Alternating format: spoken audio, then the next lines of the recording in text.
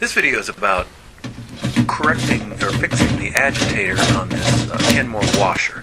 It's only supposed to spin one way and not the other way, and it spins both ways.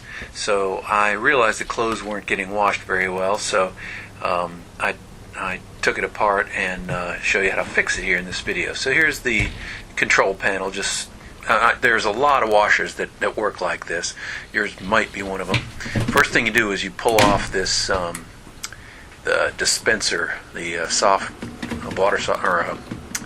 fabric softener dispenser, and then there's a plug in here you got to pull out, and that's all full of gunky, waxy stuff. But if you look down in there, in my case, there's a bunch of yellow plastic broken parts. So at the time I wasn't too familiar with this, but I realized that is not going to be good. So I can see that it spins both ways and that there's teeth in there. And so the first thing I did was take a 7/16 socket on an extender, and it wasn't long enough to get all the way down there. So luckily I had a little bit longer extender, or I added a short extender to the long one, and that was long enough to reach the bolt down there that you have to take out. And unfortunately, I don't think there's really a way to do this without having this particular set of tools. I can't imagine how you can get that out without a socket and an extension like I'm showing here. So anyway, you pull out this bolt, and you can pick up the whole thing. Comes right out then, and once you get it out, you can set it on the floor and pull it apart and take a look at it. This is what it mounts against. It's splined shaft there, which I didn't do anything with that at all. Just pull straight up on this, it pops off, and I taking a look here at some of these broken little chunks of plastic, and this part here appears to be worn out on the surface. Those things appear to be supposed to be sticking up, and they're all flattened down. So that's another part I need. I'm studying the parts here so that when I go down and look them up on the internet, I make sure I get the parts that I need, because I'm gonna have to get replacement parts. So here's some of those broken plastic pieces. And then if I look in here, we can see there's a lot of even bigger plastic pieces that are broken off in there. Yeah. There's a handful of mess is what it turned out to be.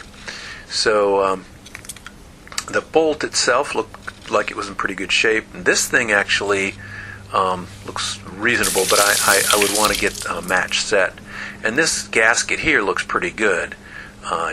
I wasn't sure if that was going to come. It ended up coming with the kit, so I replaced it. So the part number was 3351001. One of the part numbers was. It wasn't everything I needed, but I figured I'd start there. So I stuck that into the search engine. Came up with the first link came up with this washer agitator cam kit, and I looked at the pieces and parts here, and it looks like it's exactly what I need. So check out there's several here on the bottom of Amazon. Prices range from like $20 down to like $7.50 or so. And so I usually take a look at eBay too, just to see what's going on over there. So I grabbed this text here and pasted it into eBay, and got back several results here. We'll see. And it was cheaper over here. I usually sort by the price plus shipping, lowest first, and see what I get. And here for $4.14, and looks like a good set of parts. This looks like it would fit my washer.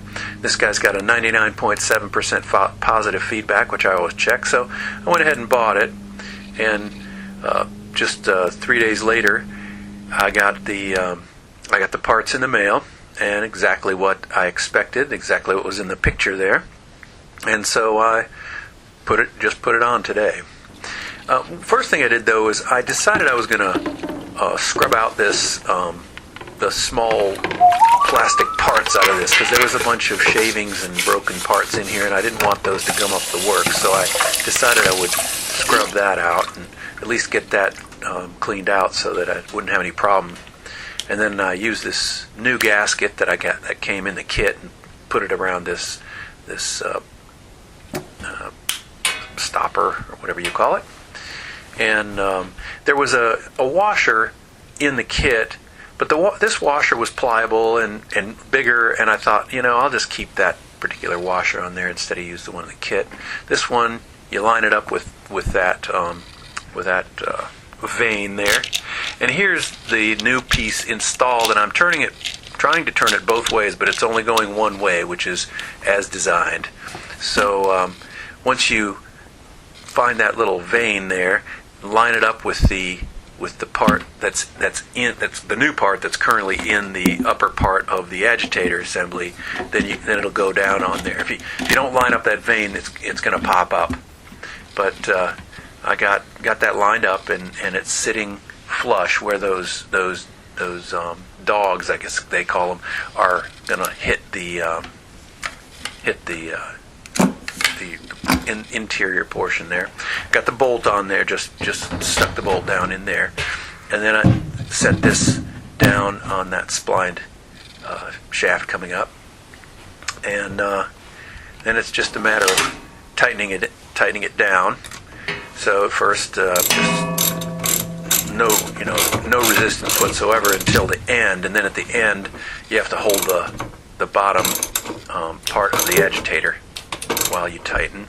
Get that tighten. I don't know how many foot-pounds this is, but I gave it about what it took to undo it the first time, and then put this plug thing back in. That keeps the fabric softener from getting down into the works, and water. So you can see, turn it one way, free, and you turn it the other way, and you can see the bottom agitator moved. So that's the way it should look. That's the way it should work. I haven't turned the washer on, but I think this is going to work fine. So anyway, there you have it. Just a replacement of the inner workings of the agitator.